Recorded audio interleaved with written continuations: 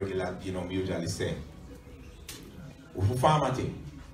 But you know, through everybody have them solo career, we keep tipping out. You know, Melody has a show, me and my Trilla have them show, we keep missing out on the opportunity when we link up. So finally, 1997, to be exact, me I forget mad. I mean,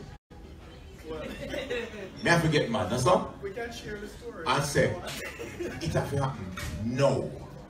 No, because here the thing is now, I mean I make them talk, but them know. When it comes to music, me kind of a little bit fool and crazy, because if it's not right, it can't happen. So, me strict on that part, meaning that you can't in a loss if you can't sing, because me now why with no man to sing good. And singing good is extremely important in any music. I don't care if it's R&B, whatever. Because as you know today, we have some songs we have come up with them right, but we have so much machine we can fix it. Right. So we have fixed music at one. You know, we call it auto-tune and what the next one name? Whatever it's called. So nowadays, you don't have to sing good again. You sing something and it's flat, we fix that. You sing something and it's sharp, we fix that. So you get a perfect fixed song, but when you're on stage, you can't fix that live. So that's why we have them problems. So in loss, if you couldn't sing, you can't make it. So you see him can't sing him, that ain't bad. Sing him there to the verse. So we have a group, so we formed the team 97, and our first song was Sweetness of Your Love. So you know, it's a good interview, but I don't know us. So I already tell you part. So I'll let you take the rest. You want the microphone, sir? You have to ask nicely. Thank you, sir. In Japanese. Bless him. Yeah, so Luki just gave you the first version. The second version is that I migrated back in '96, and I think Curtis used to travel back and forth. So Curtis saw me in New York and said, "Look, you're wasting your talent. Why you not so much artist club live afar and mash up them career? What you do up here? You need to go back home." And back then I was going through the process of getting my documents, so therefore I was kind of stressed out. You know, my family was stressed, I was stressed because, you know, the process is a long wait and you can't travel. So I really got sick at that time because I couldn't get to record a lot of songs. So I fainted in my house. You know, I have to go to the hospital for a couple of days, just really depressed and stressed out. So I saw Curtis in New York, and Curtis said, "Look, you know, whatever it is, you have your passport, go home, you can come down and make this thing right. I have 2 #1 songs in Jamaica now." Just start hyping me up and I just start feel good again. And then the next thing I know, I was on a flight going down to Jamaica. Now, don't ask me why I'm coming back, because I don't know. But I got to Jamaica, link up with Curtis, Luki, and Trilla, and they said, "Well, look, you know, we're ready for this, you know," because at that time, Hammond music was, as you know, was fading out. It was dying, like the Mighty Diamonds, the Paragons, all of this stuff was really leaving radio. And we were always talking about this and said, "Oh my God, this music that we love so much has been just dying. So you know what? Let us really put this harmony thing, this group thing together, because we want to preserve this." This is one of the reasons why Lost is created, by the way. So as we proceed, we decided, okay, we need an original song. We're not going to cover anything. We're going to use Lost to be the original forerunner for original song as a group coming out of Jamaica. So we just sat down and write Sweetness of Your Love. At the time, we didn't have a label, so we called Banky Lost involved. That's Banky from Spection with Shaban thing. And he has a label called Banky. So that's how the Bank Lost. So it was ordained for we and him to meet up, because the name come about when I think Luki and Trilla was debating on what to name the group. And we go through a lot of names and it just didn't work. Rock Pack, Hot Rock, Funky Brothers, bag of things. It just never worked. So Trilla said, "You know what, gentlemen, let's use our initials from our name." No, we didn't name Lost. And when we put the initials together, we realized that's what it is. So Lucy suing no one said, "Yo, you see the man them name Lost, you know. Fire upon that to not have to change that thing." And we said, "Lucy, you are going." Your thing and our thing are different. Yo, you read the Bible, John. You read the Bible. So we say, alright. So we had a run with Lost, and the song came out, Sweetness of Your Love. It was #1 in many places, awards here and there. So, knowing we, because we're really like, we don't know anything about hype. We never learned that. We don't know what hype is and how to be these superstars, that's what people tend to call us. We are just people who love music, music artists. So therefore we're so humble when we get this #1 song, because we are saying, what is this? I mean, it's a new thing, you know. So we move on from there. Luke had some problem with Down Sound because he was signed with Down Sound Records and was screeching behind Down Sound back, and I was screeching. So anyway, he never tell me. So anyway, no, we didn't know, sorry. He was going to school in California, one bag of things. So anyway, but Danovich heard about this group that is doing so well, and his artist is a part of the group. So he thought, okay, well, Lukey is the lead singer of the group, and these guys just backing up Lukey. But he didn't know that we were all individual artists doing our own thing. We just come together as a group. And when he found out, it was chaos. So he removed Lukey from the group. I say, you can't sing in the group, and most of me have paper, you say, you sign. And you know, that's a legal thing. So Lukey have to say, all right, you can't stop me from singing on this, because this is our thing. If take a Lukey fly, Lukey go California, send him go to school. Lukey skip school, fly Jamaica. So right after that, there was a lot of confusion. So we decided to let Lukey lay low for a while. So we bring Rick Rock into the group. Now Rick Rock, a lot of people didn't know that's where Rick Rock left and went to Shaggy. So our first, you know, stage performance, Rick Rock is a kind of shy guy, you know, not really a good, great singer, but he's a very good songwriter, has a great voice too, but he's not an upfront person. So when we introduced Rick Rock, it was Ross. It was Ross. We introduced Rick Rock, and the people have said, no sir, now work with that, you know. Bring back the other man when in the group. Look you what. So anyway, confusion. Joe get tired to travel up and down. They're looking at Joe's passport. If they're England, anyway, we hear us a performance show. So my banking now clash. And banking gave him a very hard shake, like a handshake. Yo, Joe, wagwan. And you know, as a white man, him like, I didn't like that. That was crazy. You saw how Banky shake my hands? I'm done with this, man. You all just be on your own. Done with this, so Luke, you know, fight him off, get rid of the contract, and splurt.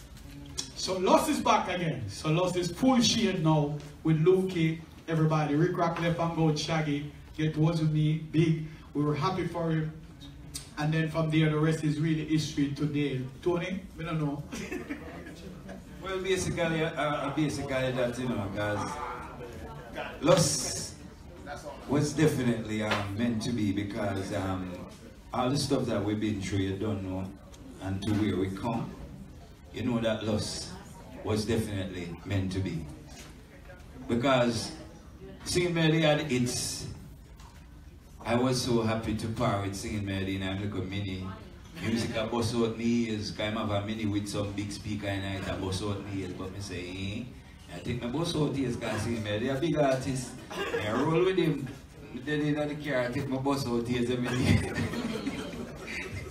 And you don't know, Lukey, you don't know, them a veteran, it was good. I had some hits back then, and you know, they must say, we are going to group for me saying, two food that, Tony Curtis, and lost two dinner. I mean, I run joke, don't run with me. So, and the love of music and the love of harmony. So, basically, even Richie Stevens come to you and say, boy, we never find back Lukey, but I'm coming out, you know. So that was it, and that was how we became Lost. Thank you.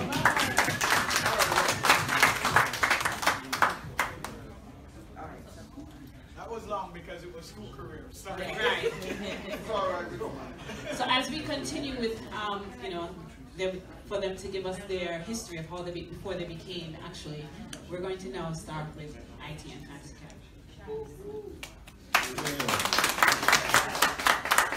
Well, I was started, I used to... Yes. Just to want this, I started off with a big song, Many Moon, Many Rivers to Cross. And a lot of people said them youth are gone now. So I went back in the studio and I came up with Don't Stop Driver.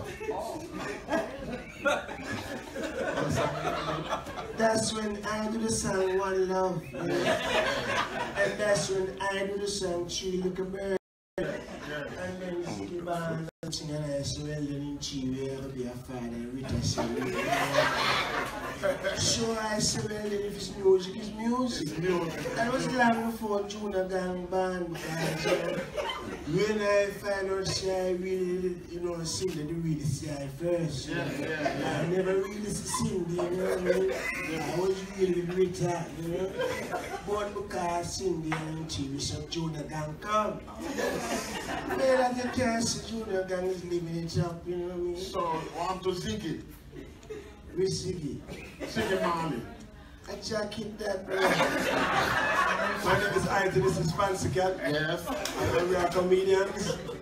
And listen, I was a payroll officer for Christopher Blackwell at Strawberry Hill. Anybody know Christopher Blackwell at Strawberry Hill? Yeah. I was a payroll officer there. Fancy Cat was working on site. He was a... What did I work again? I've been a mixed matter. I never really know one named Martha still. Because I went on a construction site to look at job. Right. And the foreman see me and say, you can't mix matter. I say, yeah, man. And I say, all right, walk with them man. They told it. Yes. So as I'm turning back, I run over and say, what name Martha? And so that is when they mix the cement with the dirt. Yeah. And I say, oh, that's not easy. So I put some silt of dirt in a wheelbarrow and I push it up high. Let's say, where you go with that? The barrel's supposed to full. And I run over and say, no, I'm going to take this and work. So after doing 6 months, I realized my biggest check was $200. I'm going to take for myself. 200 Jamaican chat, and I even pay me, you know. Also, you never hear me say how the payroll officer. So when I can't come out store, I can show them money I keep around. You're feeling that, look on it, man, can be patched from death to death. And say, yeah, but you say, there's a come together because you take 2 weeks to do it. You realize you will get paid per fortnight, so you take 2 weeks to do this and it add up to $100. I said, no, sir. This don't look right at all, so I'm going to leave. You never leave your tear and start DJ upon the work, and the foreman say, DJ, and a DJ will pay for DJ, pay for work. And Fancy Cat say, one day me have a boss. In Jamaican parlance, that means one day I'll make it. The man said, well, any day a boss, remember, you used to mix cement for me, boy. Now, we just completed 10 seasons on TV with the IT and Fancy Cat show.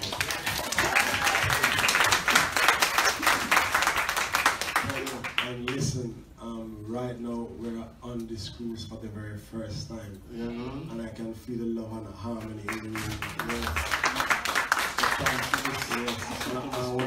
No, I'm going to say that they don't know this yet, but we are, I think there's 146 seats remaining.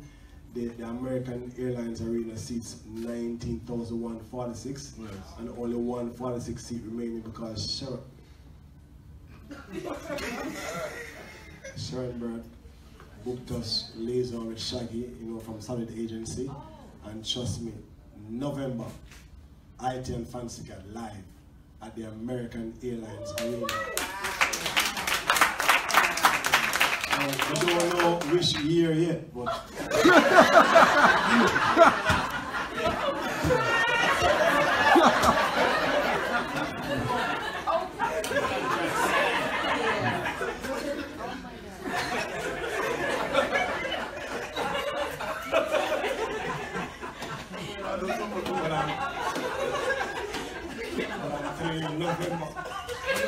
Remember when the same thing you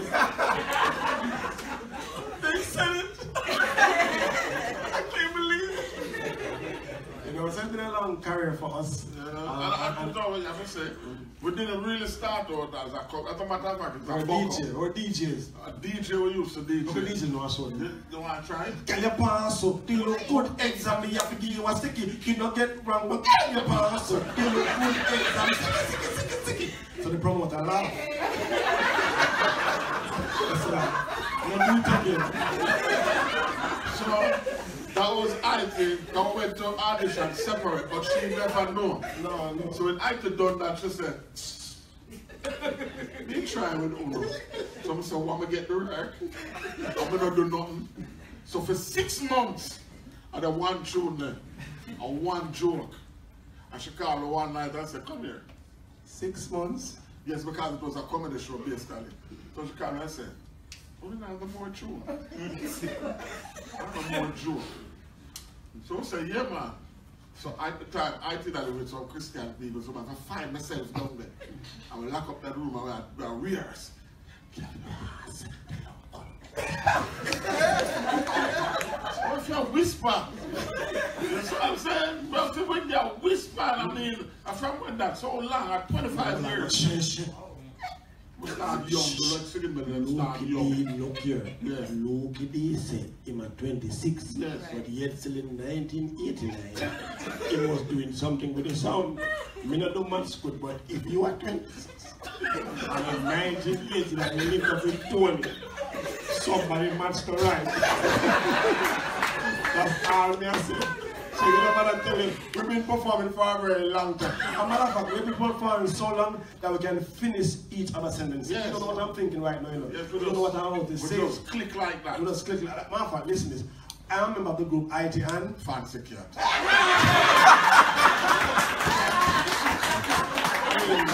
how would you have known? So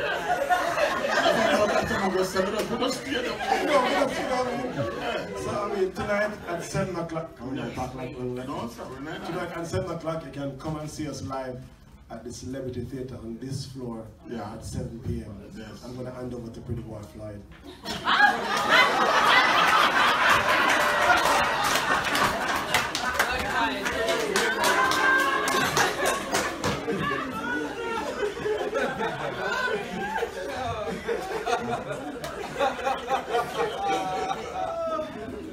Good afternoon, everybody. Humblest apologies for being late. Had a little situation I was dealing with in the room, so humblest apologies sincerely for being late. Thank you, sir, for that gracious introduction. Humbly appreciated as well. For those of you who don't know, my name is Rupee from the island of Barbados. I am of a biracial. I'm from biracial parentage, a black Barbadian father and a white German mother, may they rest in peace. Lost both of them to HIV, and AIDS, HIV awareness is a big part of what I do. My father was in the British military, and he was an avid fan of music, you know, Caribbean music per se. My household was like a cut rice, a pale of different musical genres. My mom was into the Beatles and the Rolling Stones. My father now was into the Jimmy Cliff and the Desmond Decker and the U. Roy and the Bob Marley, the Sparrow, the Red Plastic Bag, you know, and being a Caribbean father, you know, household was strictly Caribbean, you know. Even though I was of biracial parentage, my father in the British Army, I was actually born in Germany, believe it or not. So that's a mix-up of everything, man. And you know, I'm of 4 children, the youngest, 2 older brothers and an older sister. My older brothers, they were into music big time, you know, a little dancing, a little rapping, a little R&B, and they would perform in clubs in England and Germany, and they would sneak me out of the house at the age of like 6 years old, and I would perform. I remember I even had a little rapping verse at that time. My name was the Rupee C. So my voice was, "Hi y'all, I'm the Rupee C. I sock it to the rhythm for the young ladies. You see, I am the king of the rap team, but it don't suggest that I am." Yeah. So I have my little verse and thing. My brothers used to use me to get girls, you know. "Yo, you can take him home, you know, it's alright. Won't miss him, you know. Oh, he's so cute." Yeah, used me to get girls. That was really my role in the group. But you know, music was a massive part of my household, man. And it stayed with me until we eventually moved back to Barbados with my father. And while in school, there was a talent competition called the Music 100. And you know, I used to do my little thing by the canteen every lunchtime, and you know, this competition came around, and my schoolmate said, man, listen, Rupee, man, you should enter that competition. And you know, I entered, and one of the most nervous times in my life singing. There was actually a tune, girl, no matter what you do, it's over now. You want freedom? Yeah. Yeah, man. And me and the brethren at school, we did that. You know, we didn't win, but everybody said, man, Rupee, man, you know, the music thing, you got a little vibe for it, man, you should keep it up. Then, don't want to say the year, because I was going to date me, but there was a teen talent competition in Barbados some time ago. And, you know, I was at home. I'm actually an artist. I was an artist before getting into music, a visual artist, graphic design and fine art. I have an associate degree in graphic design and marketing, and art was my thing. And one day we were on break from school, and you know, I come from Fitzvillage and Paynes Bay, humble beginnings, Fitzvillage, St. James, and you know, I was just lining on the block with the fellas, man, and they were telling me about this competition that was happening in Barbados. It was called the Richard Stout Teen Talent Contest, and they said, man, you should enter this thing, man. And in the last minute I entered, made it to the finals. And the finals I did Maxi Priest, Some Guys Have All the Luck, and Frankie Paul, Sarah. And it was the first time ever in history that they were giving away a car as a first prize in a musical competition, man. A Suzuki Swift, man. I remember it like yesterday. Real thing. And you know, I was the underdog, but won the hearts of the fans, you know. And in that year, some time ago, a few years ago, I actually won the competition, man. Couldn't drive. Yeah, man, get in the car, all I could do was beat the horn. Just beat the horn, you know, beep, beep. Humble beginnings, man, so I didn't even have any money to get instructions to driving lessons, couldn't pay insurance, so I had to sell it, you know what I mean, which was a tremendous blessing. I had to sell the car. But after that, you know, I caught the eye of a local band called Coalition, and the leader of the band, you know, he said, man, we like the vibe, we'd like to become a part of the group. I auditioned. My initial role in the band was to sing dancehall songs, Beanie Man, you know, T.O.K., any of the songs that were popular at the time. Made a complete mess of the words because didn't understand most of them, you know what I mean? So we were performing in nightclubs and things, and at the end of the night, some Jamaicans would come. What that you say, my lad? What you chat about, my lad? You don't know the words, my lad? Yeah, so forgive me, but I'm still learning, man. But you know, it wasn't until Edwin Yearwood, you know, from Crossfire, legend, the icon in the game, came to me one day. He said, Reggie, man, you got a real good vibe, man. I have a song that I really think would be fitting for you, in a soca song. And I was like, man, soca ain't really my thing, you know. I grew up on reggae music, dancehall, that was my role in the band. I said, nah, man, try this thing, brother. So I gave it a shot, man. The song was called Thunder. That was released in 1995. Did tremendously well for Coalition, became a massive hit in Trinidad, you know, throughout the region on the soca scene. And that really was my first transition into soca music. You know, I always loved it, always embraced it, but given my path that was carved for me, you know, it wasn't initially my energy or my direction. But that inspired me, man, to write a song called Ice Cream the following year, which went on to be a massive song for Coalition as well. I stayed with the band up until the year 2000 because all along that time I was singing with the band and doing my day job as well as a graphic designer for McCann Erickson, which was a very well respected global advertising company. And both were suffering, you know. My music was suffering because I couldn't, you know, perform or do music the way I wanted to because the day job was calling. The day job was suffering because I was out performing in clubs till 4 or 5 in the morning and then having again to work at 8 o'clock. Can't work properly. So it was in the year 2000 I decided, man, you know what? I need to make a decision, man. It's either going to be the music or it's going to be the graphic design. Both of them embrace each other, they encompass each other, but while I'm young, you know, I think music is what I'm going to do. And I left the security of a very well-paying salary. I was on the road to being a creative director at the company I was working for, and I said, you know what, I'm gonna do this, man. Unfortunately, all the guys in the band at the time, they were in the same situation as me, so music wasn't really a full-time commitment for them. So I had to end up leaving the band And that was the year that I wrote Jump. And yeah, man, 2000, 18 years old. Yeah. And that decision for me is as much risk, as much as the risk that was involved with it was for me one of the greatest decisions I ever made in my life. 18 years on, you know, I'm fortunate and blessed to wake up every morning, live my dream. I've had a major record deal with a major record label, Warner Records, Atlantic Records. I've had 2 Billboard Hot 100 hits. I've seen literally almost every place in the world that I've wanted to see. The only place really would be Africa, that I've had many offers, but unfortunately haven't been able to make it because there was always some issues involved, unfortunately. And here I am today, man, on Love and Harmony Cruise for the first time. Completely honored and humbled to be amidst such incredible talent, man. I'm wondering if I'm even worthy. You know, I'm coming onto the board. Saw Miss Martha Griffiths, you know, I saw Father Beres, you know, and man, Lukey, I think your version of Ed Sheeran's song, man, is better than the original, man. Wow. Real talk, man. Real talk, man. Real talk. I mean, listen, man. I'm here as a proponent of Caribbean culture and soca music, but more so as a fan. So if you see me, you know, acting, you know, gas face, and forgive me, because it really is a humbling blessing to be here in this capacity to represent soca music and be a part of Love and Harmony. Thank you.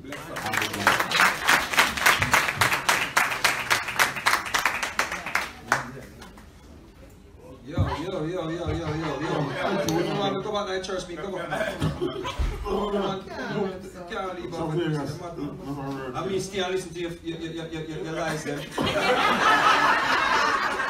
No, you can't. We don't work tonight, you know. We are work tonight. Me not talk now. I say through all of the things that we are. I not know which of the story them really are. See, anyway, yeah, I'm Mr. Vegas. Who don't know that name as yet. Maybe you get a chance to know a little bit more about me and this cruise. I grew up listening to singing melody. Lucky D, of course, you know, Rupee, you know, so maybe I'm the youngest one on the panel here. Honestly, I grew up listening to Lucky D, honestly, like, you know, he's been singing a very long time. I remember trying to listen my tongue to sound like him. So I would be like, you know, going to producer and be like, I feel, trying to get that list, you know, because he's the only person that, you know, I've ever heard, you know, sing with that list and so good. I'm like, you know, this sound like a style, you know, you can't teach it. You know, so that didn't work, and I started like, you know, singing like Sanchez, you know. You know, of course, you know, these are like, you know, as I said before, you know, role models, you know, of course, IT and Fancy Cat. You know, early out when, you know, I was just breaking, I used to, you know, hunt them down to come into my videos and stuff like that. Now them don't want to do a video with me again because them say my ball too much and them something there, so they really want to do a video with me again still. But, you know, just growing up in Kingston, you know, going from studio to studio, just like many of us, you know, went from studio to studio, getting producers to listen to us. I remember, you know, trying to get a producer at one point to listen to my song that I wrote. And he said, sing, man. And I was there singing, and I was like, you know, singing, and it was, and then I stopped, and he was like, why you stop? I said, because you're not listening. And he said, yo, you go and, but me I say, you talk to somebody, so me I sing. You know, you're not from me. You know, so it's just them type of struggles. We, you know, went around singing on sound system, but it was a youth called Dan Youth. Basically, took me to Jeremy Harding. And I used to drive up and down with Dan Youth, just like how Curtis used to drive up and down with singing melody. I used to have to drive with Dan Youth and he played just his songs alone. You know, so. And he played them loud too, you know. And he was like, yo, let us build a group, you know, let us build a group. You know, honestly to God, he was like, let us build a group, let us build a group. Want to build a group, star? Yeah, man, and you see that group, you know. And you're going to be the only ugly person in the group. See? You know, uptown you wouldn't want to really have a, you know, pretty boy fly thing there, you know. It was like, you know, I feel like, but yo, I had an ugly one in my group, you know, he took me to Jeremy Harding, and Jeremy Harding recorded Nike here. I actually did that song just after, you know, make a kind of chop in the story, so you can go. So, you know, someone broke my jawbone, you know, and I went to the studio the same day after the wire was taken off. I asked the doctor to take the wires out because this rhythm called Playground was coming out, and I have to catch this rhythm, you know. This is the boss now.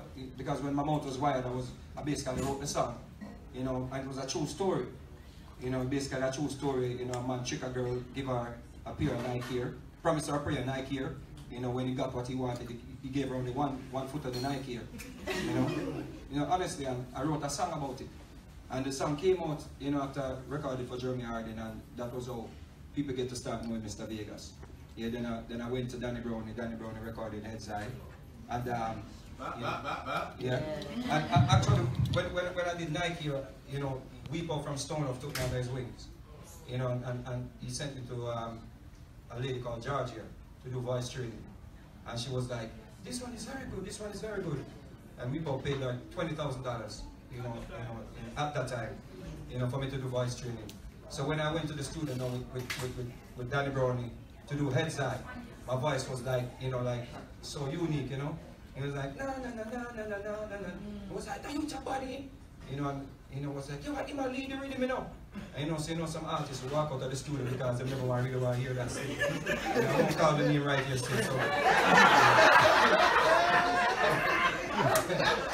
So Heads High came out, and you know, people start talking about Mr. Vegas, of course, you know, and here I'm, you know, like what, 20 years after. You know, so 20 years plus when I was a, you know, little youth listening to Luke and similarly, it's a long time, you understand? Yeah, but it's good that, you know, we're here and, you know, our family, as I said, you know, Rupee is like a big inspiration, you know. Star can tell you when we go everywhere in the world and when we play a Rupee song, you know, to warm the crowd and to get the crowd high. You know, that jump song. You know, sometimes Rupee on the show and somebody from run come tell you, yo, Rupee up on the show. You know, so that's just a little bit about me still, see?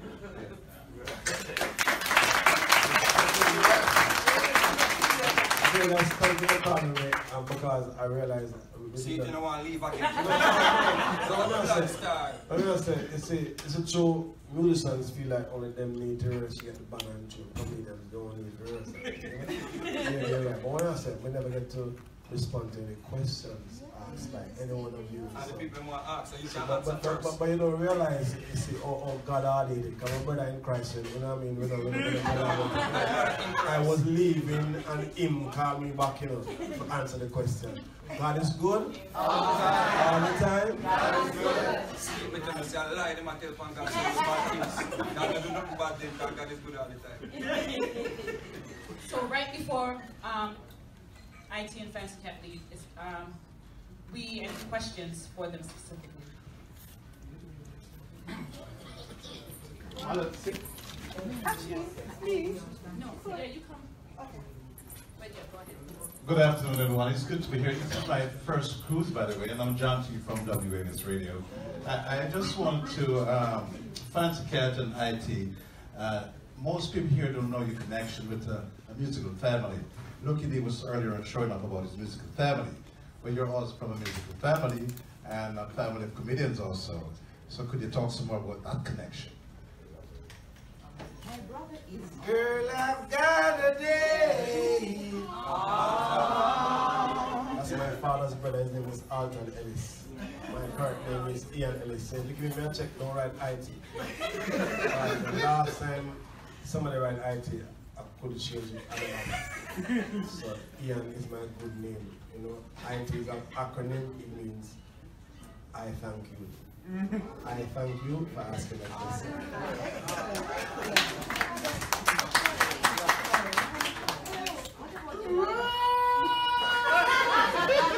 Sing it, man!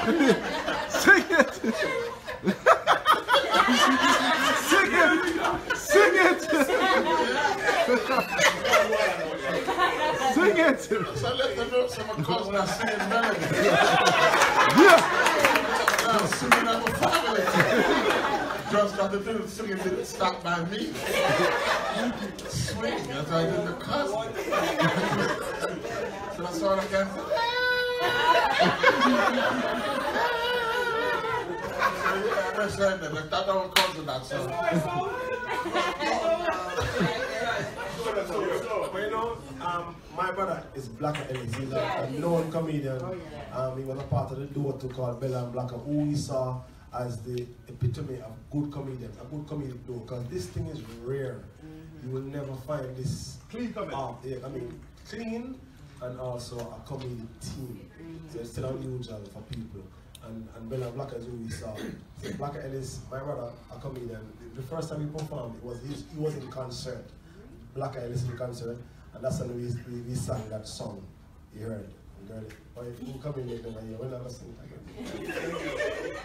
Hello, my name is Sandra. I'm with RedCarpetShelly.com, and I just wanted to ask you, I know you said you just celebrated 10 years of your IT presentation. I wanted to know more about the show and also tours. I've seen you in New York. A lot of us who are from New York have seen you in Queens at Royal Wilkins Park. You touring Europe? Are you doing any other tours? And tell me a little bit more about your show. Okay, well, actually, as I said, the season ended 10th season, and we are doing a new sitcom. Matter of fact, tonight, we're going to preview and show you a snippet of a part of the pilot that we have created tonight. So you will be seeing a sneak preview of that. Come early, the show starts at 7. We'll show it to you before performance. That's our next series. It's a spin-off of the ITL Fancy Show. It's a sitcom. But outside of that, we are touring right now. We are singing. But we do the Caribbean comedy circuit, all of the region. I mean, the Trinidad, Barbados, Antigua. We were just in Nassau, and we're going to Antigua. We did that. We were in the UK last year too, a couple of times for different promoters. So, and we're coming back inside of Fort Lauderdale. So we do the diaspora. I mean, you know. So we are tipping into the mainstream now. That's why I told you about the American Airlines show. That's the mainstream. When you speak the word, the word manifests. Manifests, it comes to life. You know? Yes. No. Jalen has been. Jimmy Fallon. Yeah. Thank you. Yes, thank you very much for asking. This question for Mr. Vegas. One of my favorite movies is Bella. Before we move on to any more questions, are there any more questions for IT? Yeah. All right, just because they have to go. Thank you so much. Thank you.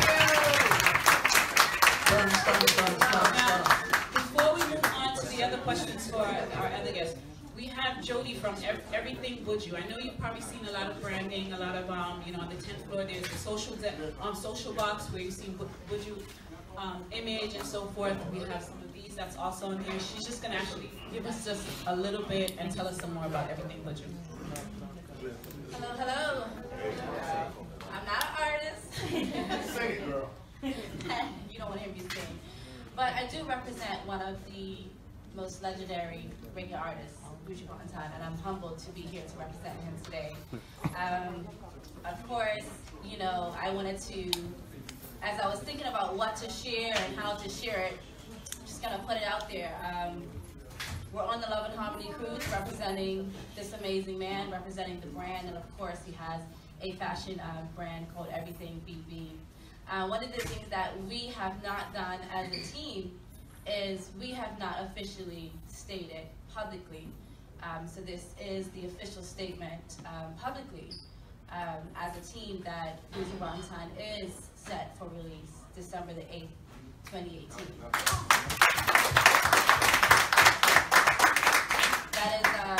That is something we've seen. We read all the blogs and we've seen all through the web, but as a team, we want to definitely make that official today on the Love and Harmony cruise. So that's happening. One of the other things that I want to share in this kind of intimate setting is, as we prepare for that release, we've been talking about, and I'm a marketer. I manage the brands. Everyone that knows me knows I do my marketing thing really, really well. And as we come together as a team and we sit in a team setting and we speak about what's this mean and how do we want to communicate this with the public and how do we want the public to connect.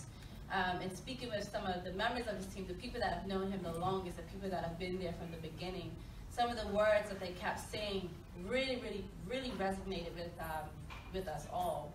And one of the sentences, the statements that they kept saying is unification, and Buju was able to unite people globally. And so we thought, you know what, this in essence would be a reunification. And I studied that word because I like words. And the definition of reunification is the act of coming together again. So the word act, you have to physically do something, coming together again.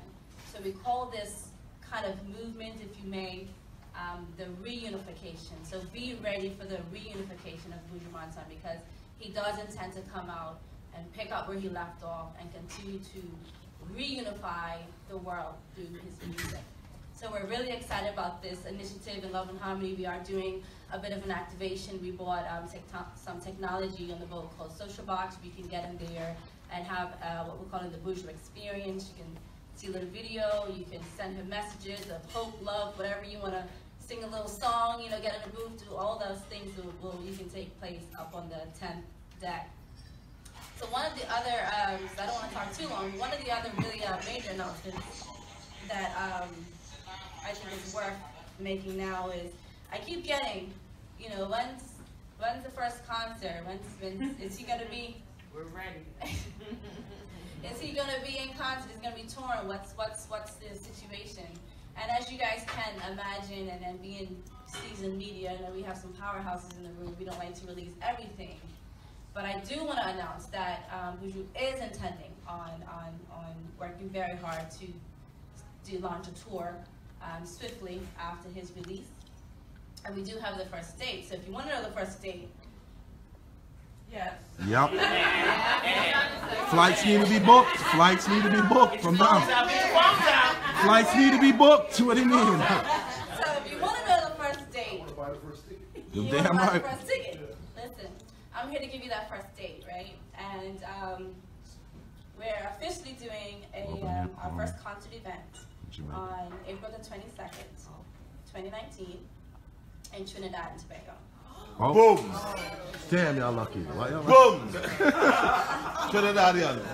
Boom! Y'all lucky. Why y'all so lucky? Why y'all so lucky? So we're staying at your house. That's all the information I'm going to release today regarding that first show. So you will see more information come up, and this is something that is pretty intense and phenomenal, where we're restructuring some things, and over the next couple of weeks you guys will get a release of the website and some more official information. So please stay tuned. BujuBanton.com. We will be releasing a lot more information and keeping everyone up to date on all the latest and greatest about this amazing person. When I say the music is amazing, the person is even greater. So I just can't wait for you guys to see him again and get to know him again the way that we've been able to reconnect and get to know him. So thank you so much for your time. Alright, so now we're going to open the floor for questions. So let's start with this side of the room. Oh yes. This question for Mr. Vegas. One of my favorite movies is Belly. And, Boop. I know that you were in that. You can kind of explain how that came about. You know, back in the days, it used to be like Mr. Vegas and Sean Paul. We started recording for Tony Kelly, Dave Kelly's brother. So we were basically at the studio recording, and he said he got an artist, a hip-hop artist that he wanted us to do a song with. And he said DMX, and I was like, did he say DMX? and Sean Paul said, yeah man, DMX himself. So, you know, we started writing the song, and we did our parts. And then, you know, DMX showed him. And he just went straight into the booth, and he was like, here comes a boom, here comes a boom, here comes a boom, boom, boss. And I was like, yo, boss. He was just just like one take. It was just like one take. It just went in and just. I was like, you know, then they said, oh, they wanted us in the movie. You know, and you know, we went to Port Antonio and did our parts. The performances in the movie. And next thing you know, we were in the theaters.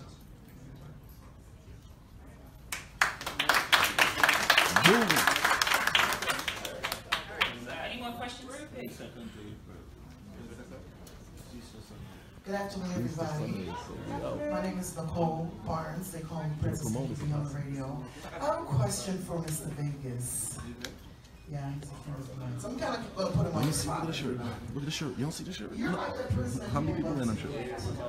They're not going to say because we're not transparent. And for those of you who listen to me, my program is called Glass House. So I don't live that hypocritical life. But for those who don't like you, the ones who do love you, can you tell us what you're really doing with your career? If you're in gospel or if you're in the next side of the things. They're not going to ask, but you know I'm going to ask. Well, I'm just one person. Understand? I'm one person with different personalities. I'm no different from a Bob Marley or a Peter Tosh, who was basically, you know, they were basically messengers. Bob Marley, Peter Tosh, and the greats, they did not just go out on stage and just sing their songs, and their songs, you know, were laced with messages. Bob Marley fought for, you know, liberation in Africa. At that time when he was fighting for liberation in Africa, it was not the best subject to sing about.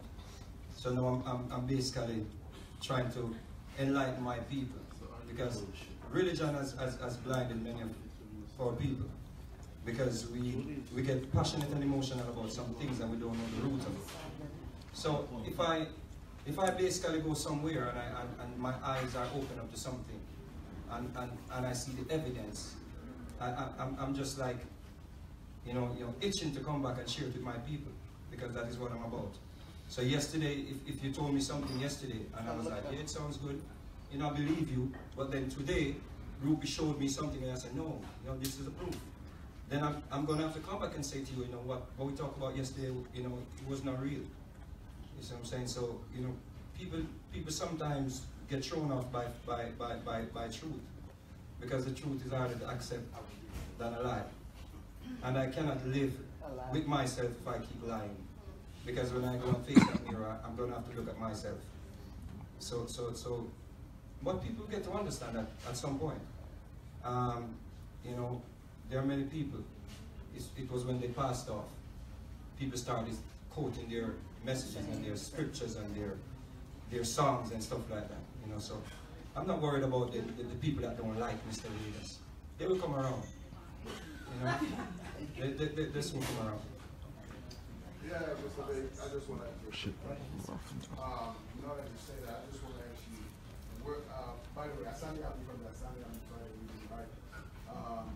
Where do you get your inspiration from to write the songs that you write? Well, there's people around us, you know, sometimes it's people just saying something. Sometimes it's struggles. Most of my songs I choose to do happy songs, because I just love to see a smile on people's face. Even a song, Broke It Down, I can see a big woman being broke it down. And it's not really degrading her. It's basically, you know, exercising her spinal cord. Strengthening her spinal cord, you know, sending that energy up her, you know, kundalini.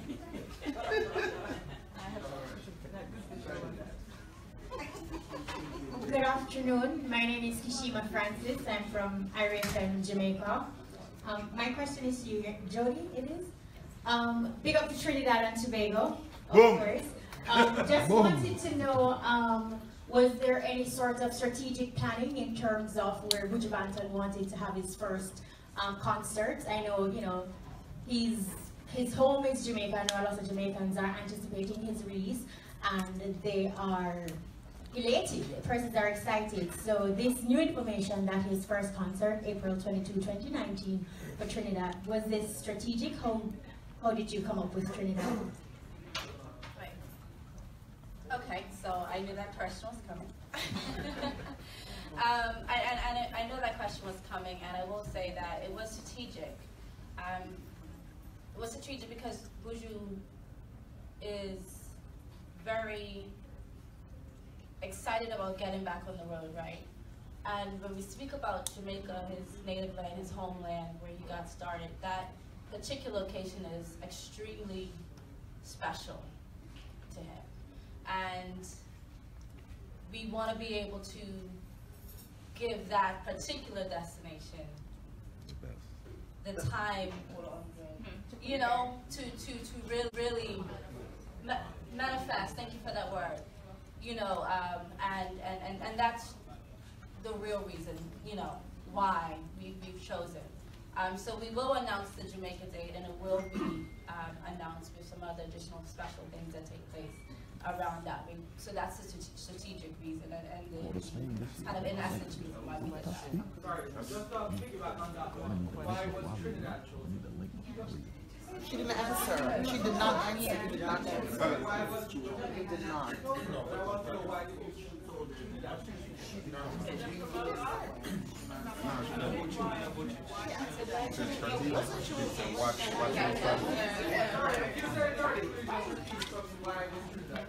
Huh? Why was As in, why not Barbados or Bahamas? Since, you know, why? And not that we have a problem with Trinidad, Right, but okay, why so- specifically Trinidad? So I can answer the question. I got it. So if you're a promoter, you know that dates are very, very. A lot goes into selecting a date, right? So in selecting a location, a date, what's going on around that specific time, travel, like all that stuff factors in. You know, so in factoring all of those things in, we felt that Trinidad would be the most appropriate place to have the first concert, and then other events and concerts will come thereafter. But it's the time of the year that he's prepared to do something, that's the time of year that would best fit Trinidad. Do you anticipate any? Did you anticipate any backlash from the Jamaican fans? Welcome concert in the planet? I didn't even hear you. A welcome home concert is in the planet, right? A welcome home concert? Yes. I wouldn't rule that out right now. Did you, in your planning, anticipate any backlash from the Jamaican public from a decision like this to go anywhere else in the world except Jamaica first? Yes, absolutely.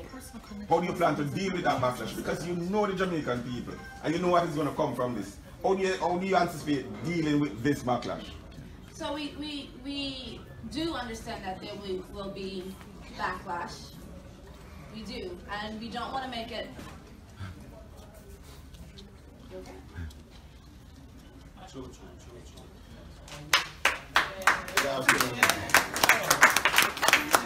Respect big man. I am the Trinidad promoter. Oh, you're a fan. I'm a friend and a brother of Mark from way back when. A lot of artists here would know me. I think at this stage, you guys putting Jodi's back against the wall. It's a decision that Mark has made.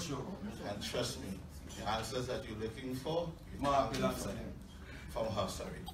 Mark is the one to deal with that. So let's respect Mark's decision, and let's just go with the flow, because we're one people, one Caribbean people. Big man, I saw you instigating this. I was sitting there, nobody knew who I am. No, I'm a journalist. I'm a journalist. I understand. Instigate is a strong word. Instigate is a strong word. No, I do appreciate the word instigate. No, I do appreciate the word instigate. No, that's a trouble word. My humblest apology to you, sir. Yes, sir, I appreciate it.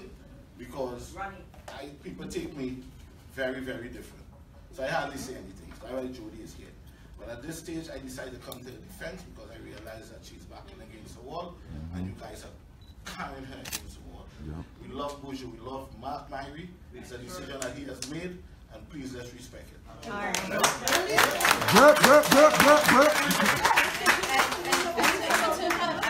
That's how you do it. That's how you do it. You know, as I've already stated, you know, Buju will return home, and again, he will do that when we have the opportunity to do it the way that he wants to do it. And so we understand that there's going to be backlash, but we have to respect that decision because he wants to make that particular return show very, very special. Thank you so much. right, there was a few chips that was also chosen. Who has those things so we can start asking also those questions? Who did you have? All right, perfect. Good afternoon, everyone. All the media, electronic and otherwise. Good afternoon, artists. First, congratulations to all of you for your success so far in the business. My name is Lady C from WABS Radio. Been around for about 30 years. And I chose Tony Curtis' name because I'm supposed to ask you a question. You want to switch? To what? To somebody that like Oh, you like him? That's okay, stand beside him now. First of all, Tony, I didn't recognize you this evening. I think maybe the last time I saw you at WABS could have been about 10 years ago. And you didn't have any locks. So, when you introduced yourself, I thought, oh, I said to John, is that really Tony? And he said yes. Anyway, my question to you is, what has been the difference in your career since being with Lost as a group as opposed to being a solo artist? I know you're still a solo artist, but I mean, what has the group done for you?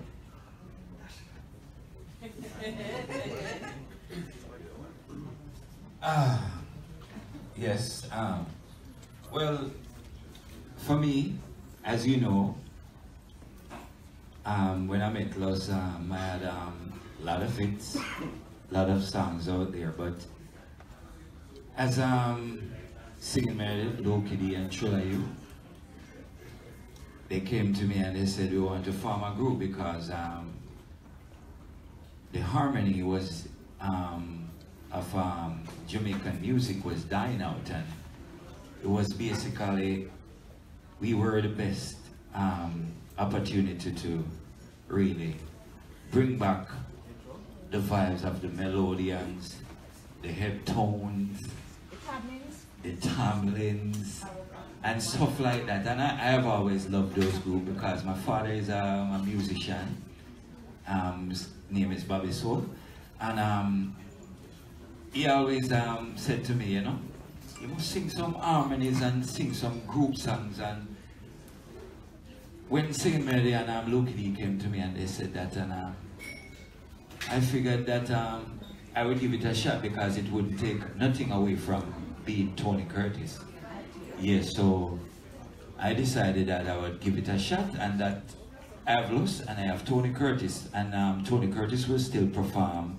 That's what we said in the first state of getting in together to be Los. They said you can still perform and be Tony Curtis, and I think that I would give it a shot because the love of music and the love of harmonies said I would give it a shot, and I started to sing with Los and made a lot of #1s, made a lot of places that I've never been, and singing with a group, it's a beautiful thing. So you'd have to be on the stage to feel those harmonies going through your blood and through your soul, and it's, you know, it's a beautiful thing. So I decided that I would give it a shot, and I gave it a shot, and it turned out really wonderful.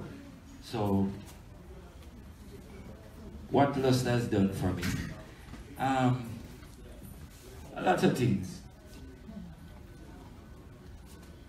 Lust has been in my life, and the brotherhood, the group, and the whole thing about it is I'm happy with Lust and I'm happy with Tony Curtis as much. So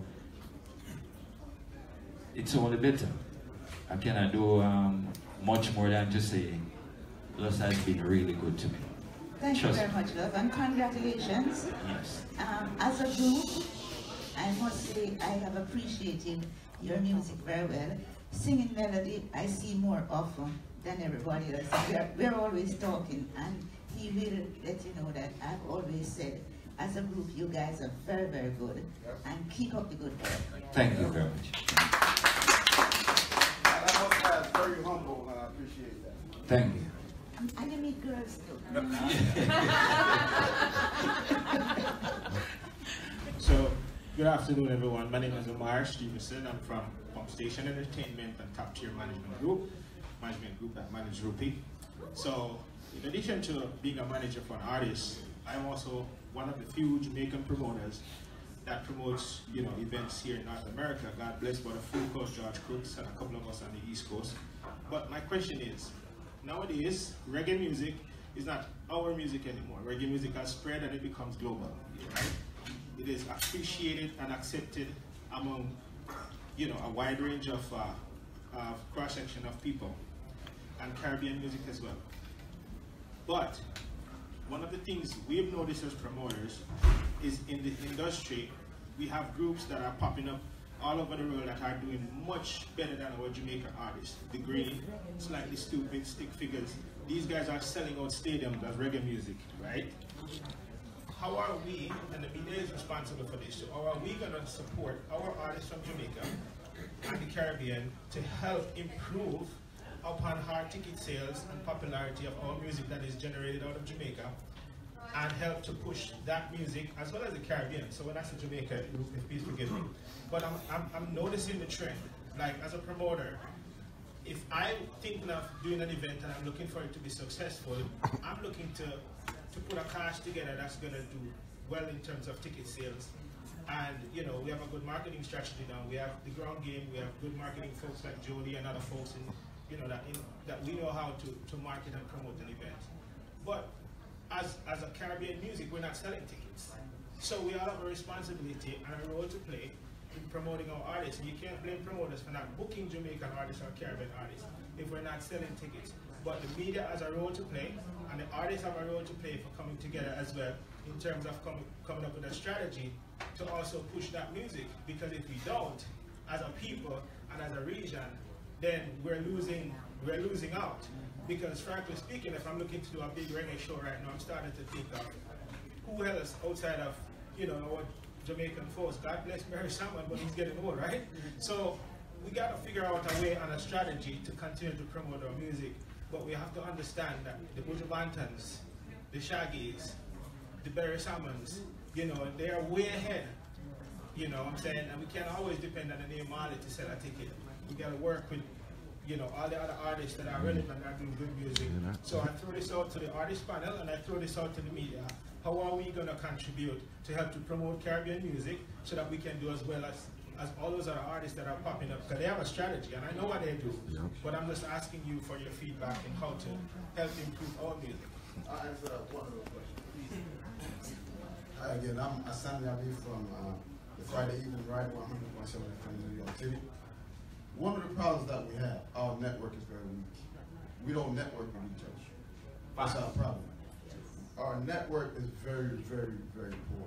And we have to do a better job of that. We have to start networking with each other more. Understand? For me to get music is very difficult.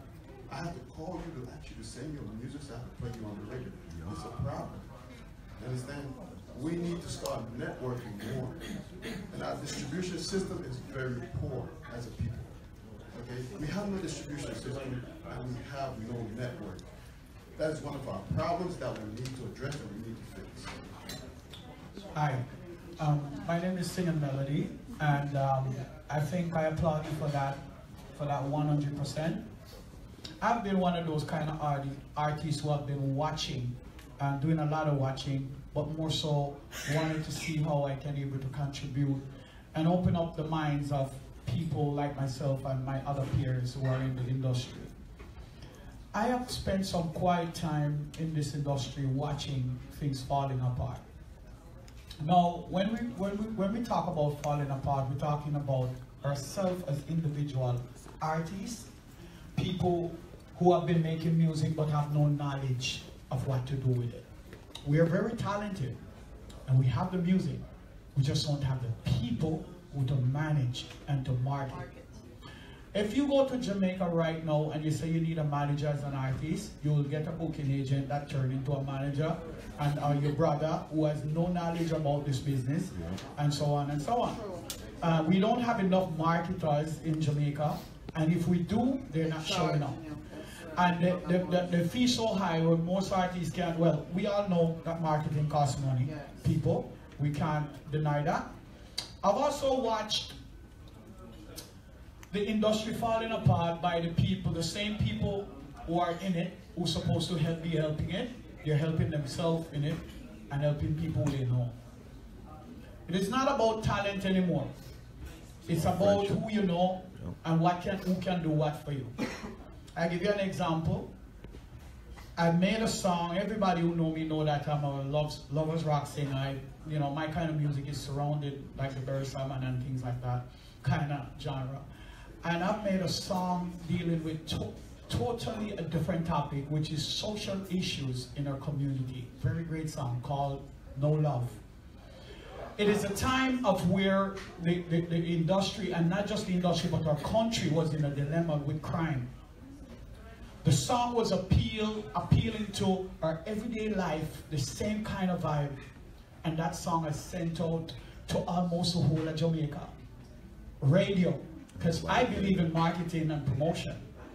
But another trouble that we have and problem that we have is that radios are not the same as what it used to be.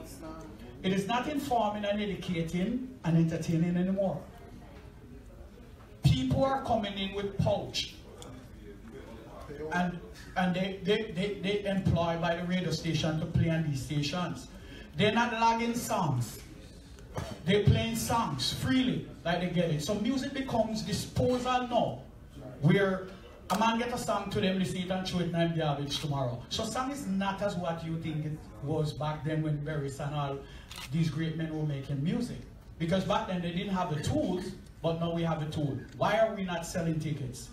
It's because it's a network, as you said before, which artists, the label, the producers, everybody that has a network in the music business supposed to be working together. That is not happening. Why? Everybody's looking for self and everybody's looking for individual purpose, what they can do for this man because they know this man. Why Popcorn and all these other youths are doing well is because they're out seeking. They're seeking out of Jamaica. They're not looking to Jamaica. Jamaica doesn't have a market even now. We still don't have we don't have a music industry. We all over the place and we all over the place. So what you said before is us coming together and making this work to sell tickets. The radio personalities need to start playing back good music. Whole heap of reggae music I play. Whole heap of youth in Jamaica make creative reggae music every day. And they're not playing. Use an example from Chronics. Where Chronics has to go to get play. Africa, Europe. Music is making. The radios are not entertaining anymore. Everybody become dancehall. So dancehall now sell again because if you can hear we are playing on the radio, why go to the dance? You understand what I'm saying? So the music has changed and the whole concept of how we grew up in the music and learning has changed so fast. Technology now is even worse because technology gives opportunity and many more doors.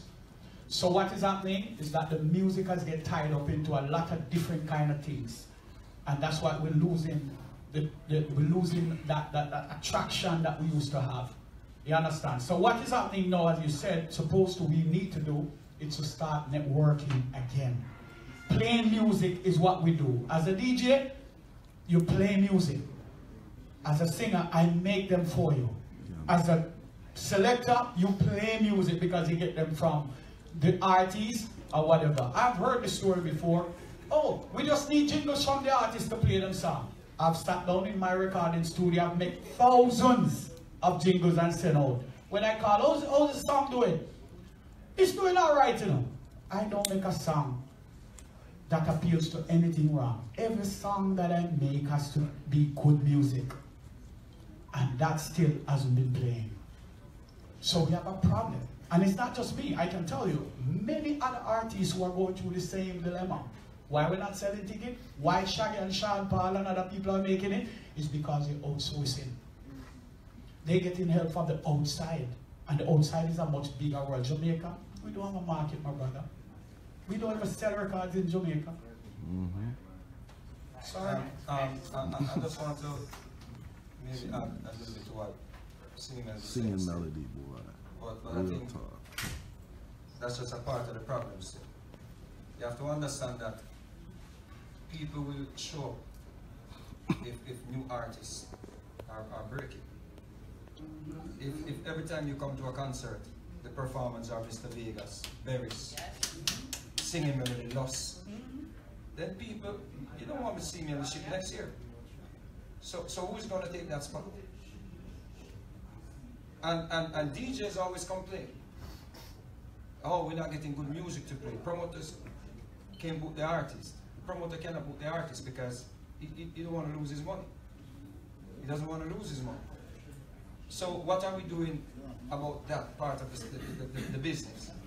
No, when last a young artist from Jamaica break, where people want to leave the house, when Mr. Vegas got the break, when singing melody of Buju Bantons, people used to anticipate, yo, just like now, we almost, you know, had a major fight in here, Buju come in.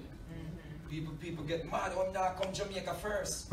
Anticipation. We want to see Buju, we want to see a long time. Right now, man, that one outdo the Trinidad promoter now to get him. Right. Not remembering that artists, whenever we tour, we always save the best for last.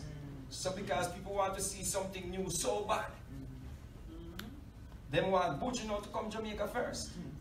So if no young artist not breaking, and everybody is basically playing one set of artists, you're in Jamaica, one artist getting, why one artist playing on the radio with 10 songs?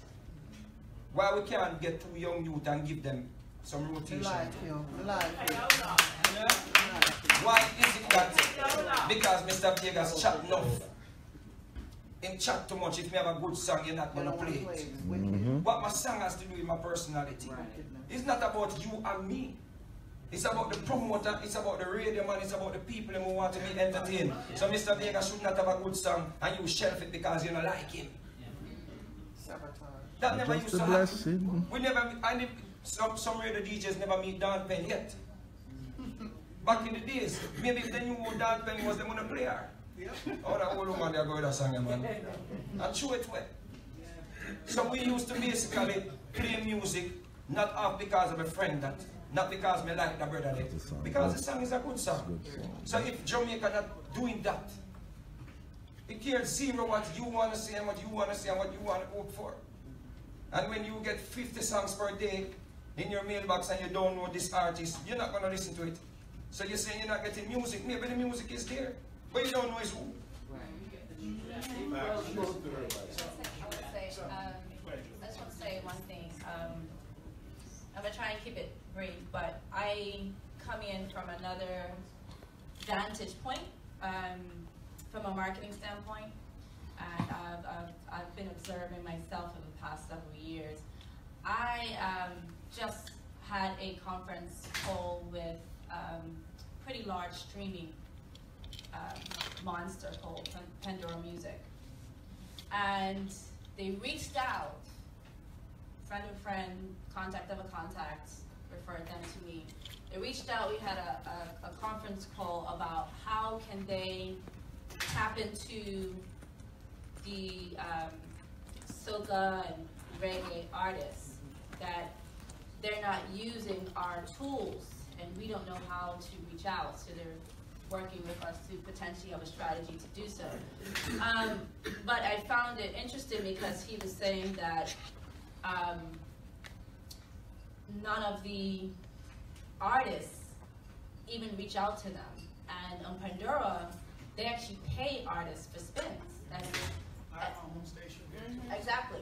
So I found it very intriguing. So it's always two sides, as we all know, right? And so I understand the artist side, I understand the promoter side, but also there are reggae and soca music. Today, more than probably ever, it's being sold out by the big boys. And it's just a matter of us reaching out and touching and having those agreements. And learning the business. And that's the unfortunate part, because hey, super talented. You know, super talented, can sing, can do all this, but don't know the business. And I kid you not, a Rupee having, like, this gentleman right here, is a blessing. So I've met artists over the past several years that don't have that. You know, their managers are literally their homeboy from round away. And I'm like, can you send me music? They don't know what a media, they don't know EPK, they don't know what none of this stuff even is. So I think that it's a bigger conversation. I think this is a good opportunity to strategize and pull a plan together to really have programs that can develop. I feel like artist development is going out the window. There's no artist development. Now, when I'm not that old, but I know from my 15 years in the industry, working both mainstream and coming into soca and reggae, that artist development is out of the window, even in mainstream. They want you to come already with 1 million followers on Facebook and Twitter. And if you don't have, so it's important that we start developing those things. I just want to add to something you're saying too. Definitely a very strong question and energy. From a person, you know, being on stage, performing, and also as a person who used to manufacture my own music, sell it, CDs out of the back of my car to mom and pop stores. This industry has changed tremendously in the last 20 years. I remember, in order to be popular in Trinidad or get your music out back in the days, you know, you used to have to give your music to Cleves. You know, it used to be vinyl. They would press it, you'd give it to Dance World. Dance World would take it to Trinidad. Downtown Outlaws had the top 10. And once you got onto that top 10, it was it. You know, the way we got our music was we used to listen to Admiral Nelson and the big DJs in Barbados at the time. They would bust a big tune from Jamaica, Dance World on Rickett Street, would bring them all, the DJs would come down, get the hottest vinyl, get the hottest rhythm, the hottest juggling. Music has changed tremendously now. There are 7 billion plus people in the world, and in an instant, you can get your music to 7 billion plus people in the world. You could never do that before. I find a large part of the problem is that artists aren't empowering themselves enough, especially in this time where it's so much easier to get your music out to the world. And those who aren't in touch with that fact are the ones who are falling behind. We used to have to depend on a major label to have our music be heard across the world. Now there are sites like CD Baby, there's Divine, there's Spotify.com, there's Pandora, there's iTunes. Right now, when I got my deal with Atlantic before, had a pretty good deal, but generally deals around that time, if you were an artist, you would be good if you got 8 cents off of a song on an album, 8 cents per song. Right now, an artist can create a song in their studio or wherever, however they choose to do it, put it on iTunes, make it available to 7 billion plus people in the world and get 70 cents on the dollar. You get 70 cents on the dollar. 30 cents goes to iTunes. A lot of artists don't know that. We're not empowering ourselves about music, about publishing, about the fact that our profession is one of the few professions in the industry where our music can work for us while we're not working. You know, I'm blessed and fortunate to be in a position where every year, you know, 3 times, sometimes biannually, sometimes quarterly, I get a check from Sony ATV. I get a check from YouTube. I'm also with a really nice company called Sound Exchange. If there's any artist that's here that isn't with Sound Exchange right now, get yourself hooked up with Sound Exchange. I'm a member of PRS. I'm a member of my local Performing Rights Society. And even if I have a bad year, if I don't work, my music is working for me. There's things like synchronization, you know, with movies, licensing deals. You can put your music, there are cards that when you go into Hallmark, you open up, songs play. I've been to Vegas, I've passed machines where I've heard feeling on the slot machines. You know, there's so many avenues and different facets for your music to work for you, but artists aren't empowering themselves enough. I wish when my career started that I had the tools available to me that these artists have nowadays. And there's so many things you can do, you know, to empower yourself and align yourself. So I understand exactly the struggle that's out there, but my plea to artists is to enlighten themselves. Don't depend on a manager to do too much for you. Look at the industry, look at what's going on, look who's happening, look who's hot, look at how they did it. Because unfortunately, as my brother said, singing melody, you know, a lot of this is about gimmicks too. It's not about talent. There are people out there that are just, they literally can't sing, and a basic the look career like a of star. hype. I mean, look at Soulja Boy in the rap industry. Perfect example. Marketing genius. Soulja Boy, do what people do. I mean, at the time you heard that, you would have thought it's nonsense. But when he was putting his music out, his management were looking at the biggest artists at the time and who were popular via MP3 distribution services. I think it was Britney Spears at the time. And they labeled all of their music as Britney Spears music. So when anybody searched for it on the web, their music came up. And they're like, what? I was looking for Britney Spears, dude, but man, what's this? This is cool, man. Boom, you know what I mean? Little things like that, the marketing gimmicks that you can employ. Unfortunately, that's where the game has come to. But these are things you have to be aware of and be on top of, and that can definitely help you as an artist. Right. So I asked a question only because I wanted to provoke thought and have this conversation. But I'll just say this. You know, as an industry overall, we have to take notes. Take note one.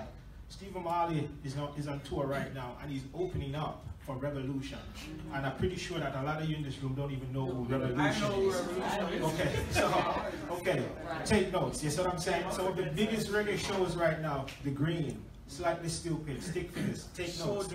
Soldier. And we can learn from them. So take notes, okay? Quick question now, Omar, just for some clarity. These groups, are they white or black artists? Because I think they're white. So, they're white. Majority. Why are you gonna blow that up? I mean, Mark, let me say something for you. Mark, let me say something for you. Conversation. Yeah, real. Everybody in here. Yeah. Well, one point on topic I will never touch. See, I'm probably going to say this, maybe a couple people are going to bring them. But let me tell you this. You know why them people will constantly work too? There's a thing called professionalism. Yep. Professionalism. You know what that means? They don't miss a flight. Yep. They don't thief nothing out of the people want to use. Yep. See? They're going to tell you one thing on the contract, and when them reach, because they've never researched and look on the venue, they might tell me now work with that. No promoter. Now work with no artist like that. And with no disrespect, somehow we do that. Thank you. And who no one like that, it is a fact. Thank and if we don't fix that too, that's one of the biggest problems we have. Because listen, me run the road. I'm going to go some crazy place, far. And when we reach that one, I go at the hotel, them not give up. Because someone who was there before messed up. Yep. So how we are going to continue to work if we not do that? Yep. We need to fix that first. Because if you make good music and you still keep up foolishness at the hotel, it cannot work. Nope. I remember I know me do it, you know. When that happened, they probably never banned. But I'm just coming in at that particular time. And when you try to think, oh, reggae, now we don't want to do the last person that was here, da. So no matter how much hit song you want to have, if you leave that trademark, they don't want to work with. And some of us have that stigma. Well, no promoter there, no. You're going to a place now, you're for work, I'm going to tell you, oh, what about, oh, I don't want to work with that guy. I don't want to work with that. So we have to fix that too. Don't miss the flight. Then upon time, be professional, get up onto the interview like over there, and not have no matter PF come lie down in the room. And you know people are vexed, but I truth. And we have to fix that too. Greens and all of them, so that where how far them come from. But then in New Zealand, some band, me see where me have to walk up for. Me don't know them people then. Me then away. Australia and Mattis. When they Toots cancel. Toots cancel me in Australia, I say, yes, what the money is sweet. Them bypass me, I go from Mattis, where I come from, Israel. With no disrespect, it's still music. But that's such a me there. So me I make it wherever the rat didn't want to come from. Me feel that way. But I understand why they did that. So me I say until we start changes as artists, we must be professionalism and it's important. You know must promote have to buy one ticket and I miss time buy next one, miss that again. We go through that. So I just close by saying, because I asked a question because Thank I wanted you. for this conversation to happen. But I would say just get organized, get a good team around you, you know, get good management, get good representatives. And if you also understand the industry, you can't depend on a promoter to do your marketing for you. No. As an artist, you have to have your own strategy in place as to how you market your music. Choose what you're selling and sell it well. Two, you know, we have good agents in the Caribbean. You know, I know quite a few. Jerome, Sharon is in the room. She's also one of them. But if you also know that in North America, agency business is really a political thing. You know, I remember Chronix just started out. When Chronix came to me, God bless Dutty and those guys from New York who drive them to me. Right. Came to me, $4,000 for the first show. Now you can go and check out how much Chronix costs. That's what I'm saying. Yeah, man, same I'm up there, thing. man. Raging Fire came to me, same way. They're building now, but it's the same thing. So as promoters, we help to market artists and develop the music even without a return, because we oftentimes lose. But you can't expect promoter to do artist development and promoting the artists. So get organized, get good management structure, have a strategy in place to market your music. And as a people and as media houses, you know, we encourage you guys to interview the artists, write articles, get them published, and help to push the industry as a whole, because if we're going to save the Caribbean as the place for reggae music and Caribbean music and soca music, we may soon lose that footing, and it's somewhere else, and we're not getting the benefit of it, and our artists are not getting the benefit of it, because we can't even play certain venues anymore. Because if you're not aligned with certain North American agents, you can, and promoters like myself can't even get some of those artists to perform for us anymore, because the moment they break through and they have that platform, when I'm calling certain agent, if I don't know the manager and backdoor the deal, I can't get it. You see what I'm saying? Like if I'm trying to book a Shaggy, for instance, and I don't know Sharon or Paul, I can't get the date. If I don't know who, you know, Chronic's manager is and say, hey, listen, I just put in an offer with your agent, call it and push it through for me, I can't get the date. So once the artist is built, it's a different set of people benefiting from it. But we as promoters can't continue to promote artists. You gotta have a strategy and a management in place. And I just wanted to throw that out there and throw the responsibility to everybody. All right? Okay, so time is upon us. We're going to have to wrap this up. But for media, I would like for everyone to please see me, as we have artists who are willing to do some one-on-one interviews. So we're going to go ahead and schedule that. So please see me. I'll stay here a little bit afterwards so we can do that. Thank you all for coming. Thank you. Thank you for it. Thank you. Melody.